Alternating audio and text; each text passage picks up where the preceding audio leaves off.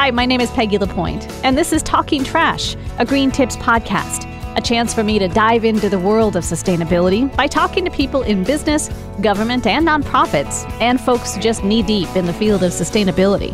Episode 2 features Athena Petty, Sustainability Program Manager at New Seasons Market. What was funny last week when you called Metro and I answered the phone? I know, that was funny. I told Julie, I was like, Berlin's so small. Yeah, exactly. So I was like, is that who I'm going to be speaking with? So that was kind of fun. You are Sustainability Program Manager at all of New Seasons. So you oversee all the stores and help coordinate because each one has an individual green team. That's right. And what's nice is that ever since New Season was established, I mean, this is just who New Seasons is. So you're not trying to force something on or push your managers to come along with you. Well, I mean, that's kind of nice stepping into that role. Tell me a little bit about what you oversee there. Yeah, sure. You're definitely right in that New Seasons was created with the foundational elements that the triple bottom line is important to the company. And especially once we became a B Corp, that was even more kind of memorialized into the type of business that we are. So probably I have to do a little bit less of that than most people in common positions in the business community. But certainly, sustainability is treated like many other elements of our business where we're weighing pros and cons to a variety of benefits and impacts and how they relate to our bottom line, how they relate to our staff and to our community. And so we're taking an approach that is a little bit different and a little bit new this year, where previously, my role lived in the social responsibility department, and it was a department that was kind of siloed off where sustainability and community lived. And more recently, we've kind of pulled that department apart, and we've created a strategy office, and my role is now in the strategy office. And the intention behind that is to really fundamentally integrate sustainability into the work that we're doing. So instead of treating it like a siloed extra project where it's not used, we're not using the same rigor to sort of assess the projects and those kinds of things, that we're truly integrating that philosophical sustainability thinking into business decisions. And so I feel really excited about that. It's a new formation, so we're kind of still feeling it out and getting the kinks worked out. But what I sort of oversee right now is all of our stores, as you mentioned, have green teams, and we've recently hired 3 staff members from our stores to play sort of a liaison role between myself, which sort of sets the strategy with our, leaders at store support, and then these liaison roles in sustainability are store staff who are going to be making sure that our green teams are working in the right way with the right amount of support and resources to actually implement projects at the green team level that support that mission. It's been difficult to sort of wrangle that many people and to make sure that we're all working on the same stuff. And so that's really what we're trying to do now. Yeah, because as one person, it's hard to be able to be at all of the stores or handle all of the things that come from each of the stores. And so having those folks working with you has got to make it a little bit easier. Tell me why New Seasons decided to make that split or change the focus, if you will. Change the focus of where my role lives. Yeah. So it was actually brought on, one of our leaders who was leading our social responsibility team left the company in the spring. And so, anytime you have staff leave, you have an opportunity to sort of just rethink how things are laid out. And I wasn't necessarily sure that it was, the right thing to do, but now we're about 6 months in, and I can see where the thought process came from and why, and I think that it's going to be actually really productive. I think that we were a small company for a long time, and we've grown quite a bit, and so really it's important for us to have the right structures and foundations in place, and this new setup is going to help us achieve that. Each industry has their specific challenges when it comes to being sustainable. KINK itself, not Alpha as a whole company with all the radio stations in Portland, but KINK became carbon neutral a year or two back, and we use a lot of electricity. Let's face it. We're broadcasting 24 hours a day, and that takes a lot of electricity. Those are things we can't help. We're going to use electricity, otherwise we go off the air. With a business like New Seasons, you're dealing with food, and you have to be concerned about packaging that food. It's unavoidable. And so with the changes in China that happened last fall, and just real quickly for folks, all the items that were not going in your bin at home, the clamshells, the blister packs, the lids, the caps, they were going to China. China says, no, we're not taking any more because they're too contaminated. That had a huge ripple effect, including in your business. How have you sort of rebounded? You had to reassess what you were doing, and that posed a lot of challenges for New Seasons. Tell me about that. It has posed a lot of challenges. It's been a really difficult year, just both in understanding the larger market and understanding our role and what leverage we have as a small regional grocer, and in talking with our customers about it and our staff, because people are feeling it. Yep. People are very concerned about it, as they should be, and so are we. So, yeah, our approach has been that we did spend a good few months just talking to everybody in town, talking to the city and county officials and all of the recyclers and the Association of Oregon Recyclers, and just understanding, is this a short, medium, long-term problem? Everything we're hearing says that it's not changing anytime soon, so that helps us kind of understand where our thinking needs to go. And then we've been working with DEQ quite a bit also to understand some of the data and science that's coming out about packaging and food is challenging our assumptions. And so that's been one of the most kind of eye-opening and aha moments for me out of this whole process is we went from thinking very much from the perspective of, can this be recycled? Which I want to say right here, loud and clear, very pro-recycling. Recycling is extremely important. It helps us to preserve resources that were otherwise coming from virgin materials. But when you look at the data, what we're starting to understand and see is that very infrequently is the recycling or end-of-life piece of a material or a package where most of the resources are used. So most of the greenhouse gases, fossil fuels, water, all of these sort of environmental impacts from a package, the bulk of those happen on the upstream side of a product's life. And so originally we kind of sat back and said, do we look to make the packages that hold our food more recyclable? Or do we need to take a different approach and actually look at it from a holistic point of view and understand that that's not where we're going to make the biggest impact on the environment, and that's actually what we care about? Yeah. So it's been super interesting. We actually purchased some software that does life cycle assessment for us. I saw that. Yeah, and it's really eye-opening. I mean, certainly there have been some outcomes that we didn't expect, and so we've been going through an exercise of putting, our high-use categories of packaging through the tool, and then the outcomes of that tell us, whether it's better for water or greenhouse gases. And so we're kind of creating best practices, decision trees internally so that our buyers and our folks who are making decisions around packaging can say, when I'm looking at a package for a certain product that we're going to put on the grab-and-go shelf, that we're choosing something that's lightweight, first and foremost. Secondly, that is made up of as much post-consumer recycled content as possible, that could potentially be reused. And then sort of the fourth decision factor is it whether or not it's recyclable. Right. And so it's just been this total shift in thinking.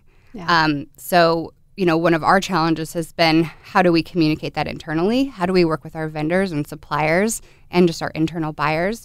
And then how do we actually do a good job of explaining this kind of complex idea that reverses 30 years of recycling that's been ingrained in us on the West Coast to help explain what we're trying to do? Yeah. In my role at Metro in the Recycling Information Hotline,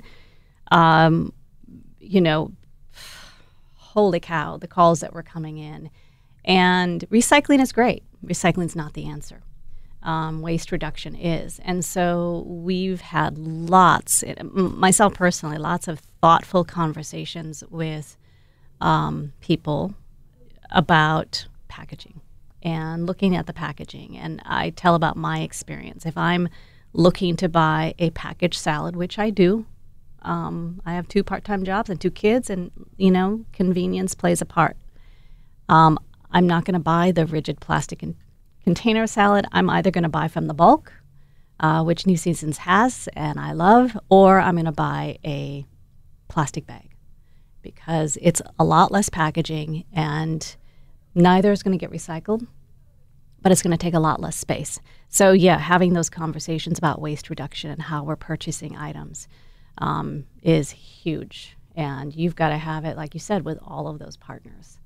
And that's exhausting. Yeah. But it's a worthwhile conversation if we can shift the way people think when they're purchasing. And once you get in the habit of looking at packaging, it sort of becomes second nature. And that leads me to the expansion of the Bag It Forward program, which earlier this year I actually spoke to Stan Amy in a podcast series that I was doing, and afterwards after the conversation was officially over, we sat and talked a lot about packaging and changes that he would like to see made legislatively. And then I saw this, and what it is, I always bring my bags in anyway, and lots of people do, to New Seasons and to other grocery stores, and you give a credit, and I love it. I can decide which charity I can give it to. Right now at the Hawthorne store, I've been giving it to Free Geek. But now people can bring in containers for the deli and for the bakery, which I did a couple weeks ago. I brought my little Rubbermaid, and I filled it up with some bakery items. So what was the discussion behind that, and how are you able to make that work? We had to just, again, sort of come at this approach with a brand new sort of set of assumptions and eyes. And one of the first thing that we really want to do is just reduce waste before it even comes in a package, like you said.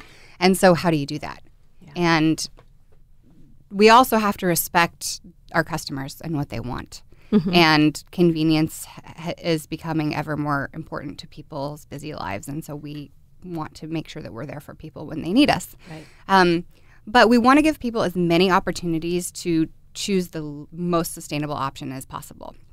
And so we were brainstorming about ways we could do that. And we have this Bag It Forward program, which every time you bring in a bag, you get a credit, which you can donate to a local nonprofit.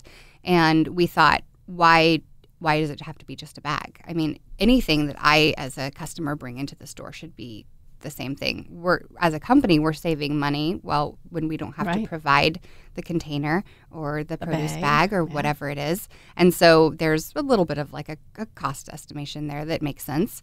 But more than that, it's really about helping people, just giving them a little bit of a push. I think that people really want to do the right thing. Yeah. And they just don't always know what that looks like. Yeah. And so helping play a role to just explain to customers that, if you want to reduce packaging, then think one more minute before you go to the grocery store. Pack a couple of old large yogurt containers for your bulk shopping and a couple of produce bags, and come in and you're good to go. I mean, we're not asking people to buy brand new fancy mason jars or bags. You can come in as long as it's clean, and we're following the right sort of USDA rules around, I'm getting the food. Then we just want to promote as much package-free shopping as possible for those who are interested and able to do it. Yeah, and I think it's wonderful. And you're right. People want to do the right thing, and making that available for folks to be able to do that is fantastic. What do you think we'll ever see a time when I can bring in a container and purchase meat? It's funny you say that, because I just was having a conversation yesterday. So we also are exploring, or not exploring, we're using GoBox, which is a local company. Yeah. And so this is a local company that provides service for reusable containers for takeout, which is where it was originally sort of created for the cart pods in downtown Portland. Right now, you can use GoBox in our deli and grab and go sort of salad and soup area. And we have a couple of expansion plans for GoBox that includes additional stores and then also in additional departments. And I feel really strongly that meat seems like a completely natural place for GoBox to be accessible for our customers. Yeah. The only nuance that we've heard so far is just that there's, they're not completely sealed. Right. And so there is the concern of making a mess if in your tips bag. Over. I think that we can let customers know that that's an issue and they can plan for it. So I hope to do that in 2019. Yeah. And we'll hopefully expand into other areas like bakery and pastry as well. And that'd be great. And for folks who aren't quite familiar with GoBox, they're clamshell type containers. It's, last I looked, maybe $18 a year for a year subscription. $21.95. $21.95 now. And so you pay $21.95 a year. There are a number of carts and restaurants and New Seasons markets where you can get items in these clamshell containers. You take it home. You just rinse it out. They don't have to be fully washed. No. And then you take it to one of the locations that accepts them, and then they get cleaned and sterilized and ready for reuse, which I love. And when I saw that, and about the time that I was talking to Stan was when it first started in the Northwest in the Pearl District store. So I was pretty excited to see that. I don't think it's at the Hawthorne location. It is actually now, yep. Okay. So we're in 5 stores. Hawthorne is one of the stores I'll have that we're in now. to peek at that next time I'm there, which will probably be when I get off the bus today. When the ban happened with China, we at Metro were encouraging, like I said, folks to think about packaging.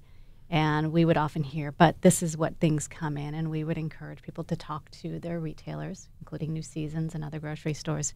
How much did that, because I know people were angry, and you must have heard a lot. Mm-hmm. But were there any great ideas that you heard through that you were able to work with? Well, I will say our customers are super passionate and Absolutely. Very knowledgeable. Yeah. So it's helpful. And we heard more about this subject than like anything ever. Really. I mean, our customer advocate was like, whoa, people are very, very passionate and concerned about this. So it was like a good 6 months of constant, and we're still hearing a lot from people. I mean, it's a little bit less intense, but we had heard from customers for a long time about GoBox. Mm-hmm. And so we didn't make that decision in a black box. Right. That was certainly something that we had heard from customers that they wanted. So that was part of it. The idea of being able to come in with your own packages is also one that we've heard from a lot of customers, because it's not that it wasn't allowed actually before. It's always been something that you could do. But I think until people really sort of heard it and felt like they had permission, now it's sort of, it feels more natural to come into the store with your own container and do that. And our staff now feel really empowered to say like, awesome, thank you for bringing your own container. That's great. Mm-hmm. So those have been things that we've heard. We've definitely heard like New Seasons should go plastic free. And we've heard a lot of input from customers that, they'd love to see us just have a plastic free aisle. And I think that it's a really interesting conversation. One of the pieces of this conversation that doesn't actually get as much play as it should is the fact that, packaging in most cases it's in place for a reason, which is to preserve food. Yeah. And that, we're a grocery store that carries many, many local and organic and quality food products, and that, far and above more resources are put into the actual creation of the food than the package itself. Mm-hmm. And so kind of getting back to this life cycle analysis question about where is the biggest impact, we want to focus on the food first and make sure that if you're purchasing something that it's not going to be in bad shape or, that it lasts as long as possible when you get it to your home so that you can eat the entire thing. Right. So that's a hard one for us to kind of get to this sort of plastics-free aisle, and I don't think that it actually gets us what we need either. Mm-hmm. It's not going to be the solution to have an aisle that doesn't have plastic. So there have been lots of good ideas. I can't think of any other off the top of my head, but... No, that's good. I'm glad that folks were mentioning GoBox, because I really I really love the program and the idea. One other thing I want to ask you about quickly, and that is the annual waste audits that you do. I think that's fantastic when a business sits back and goes, okay, where is our waste coming from, and what can we do about it? And that comes from all around the store, and you're getting feedback from all different departments. Tell me what your surprises have been with that, if any. Yeah. Some of it might not have been very surprising. No, some of the things that we see are not surprising because of the fact that it takes time sometimes. If you think about what happens if you clean out your refrigerator at home, it takes time to do the right thing. And that's true in a grocery store setting as well. Yeah. So we do get feedback from all of the different departments, and in some areas it's at the end of the night on, the hot bar from the deli, there is a lot of food that, would not necessarily that should have been sold. So there's an ordering kind of question there. Are we ordering and making the right amount of food? A lot of our meat departments seem to have opportunity around making sure to get all the little scrap pieces of food into the compost bin. If you think about all of the instances where there's just like a little bit of, plastic or packaging on something, whereas if you just took the extra moment of time to pull apart the two things and compost the food, which is what needs to be done, and throw away the other piece, that's an opportunity that we see across the board. I would say we have a couple of different trainings around sort of what we do with our cardboard. So we sell our cardboard to the commodity market, which is great. We make money on that cardboard. We also have wax cardboard, and there's always kind of confusion about what is what and what goes where. I think there was a lot of wishful recycling going on, and we're doing a better job all the time of making sure that people really understand what's allowed and what isn't. Yeah. So those are things that we're seeing, kind of consistently across the board. I think one of our biggest areas of opportunity is staff behavior. There are some sort of food safety rules around what kind of containers staff need to be drinking out of when they're on their shift, and so we need to make sure that we're giving them the right resources so that they can choose the most sustainable option. We see instances where they're using plastic cups or paper cups for a shift every day, which is just not the right thing to do, and it's not walking our talk. So that's something that we want to work on. Those are some of the ones I can think of. So that leads me to my last question. I'm a sustainability coordinator here. You're the sustainability program manager at New Seasons. I'm new to this position, and I think any sustainability coordinator manager has the challenge of getting everyone not just on the same page and not necessarily excited, because not everyone's going to be excited, but making sure everyone has the knowledge and at least has some buy-in. Got any tips for me? I think bringing people into the conversation has been really helpful. Yeah. Having green teams who are representing all the departments, so having folks from each of your, departments at KINK would be helpful. Empowering people to make decisions on their own and giving them resources to celebrate their coworkers when they see them doing something right, or use a teachable moment when they're doing something that needs to be changed, I think is really helpful. Yeah. Finding people who want leadership, development opportunities, and giving them a little bit of an extra boost by, encouraging them to, listen to a podcast about sustainability or go to a luncheon or those kinds of things. I think it just empowers people to make the right decision. We have a lot of opportunity around training, and we've sort of done the typical PowerPoint trainings in the past, and I really want to do video trainings and make them short and sweet and just kind of, take a look out in the world and say, like, how do people consume information right now? It's very rarely through a PowerPoint presentation. Right. So let's make it fun. Let's make it interesting. Let's have their faces be the ones that are doing the explaining. We have a lot of people who are passionate and are experts, so it doesn't need to just be me who is telling people. I mean, I think that it's much better if it's not just coming from me. And also getting out in the stores and like seeing what people's actual challenges are and answering those in the moment. Yeah. I think that it's easy to kind of remove yourself if you're not kind of in it, and it's really important to make the time to go out and be in the stores and see what people's challenges really are and what they see and what they hear from customers. Mm-hmm. We get together every year with all of our green team staff, and we sort of set our plan for the year. You know, we look at what our kind of high-level strategic mission goals are, and we say, okay, so at each of our stores, how can we make an impact on these mission goals? And I feel like there's a lot more enthusiasm. There's more enthusiasm from our green team staff when I'm asking them to literally dig through the trash in Tyvek suits when they're part of it, when they're coming up with their own solutions, and when they have a say in what that looks like and how they can make a big impact. So that's sort of how we have been doing this work. I think we've always got room to improve, and we continue to do that. Yeah. I'm really thrilled to be having some support staff in the stores to help with this, which I think is going to make a big difference. Right. Yeah. Well, thank you, Athena, and thanks for coming in for the talk. Thank you so much for having me. Thank you for joining me for my conversation with Athena Petty, Sustainability Program Manager at New Seasons Market. Be sure to like and subscribe to Talking Trash, a Green Tips podcast, wherever you're listening. Talking Trash is a podcast series featuring people in business, government, and nonprofits, and sometimes just regular folks in the Portland area and around Oregon who are having an impact in the world of sustainability.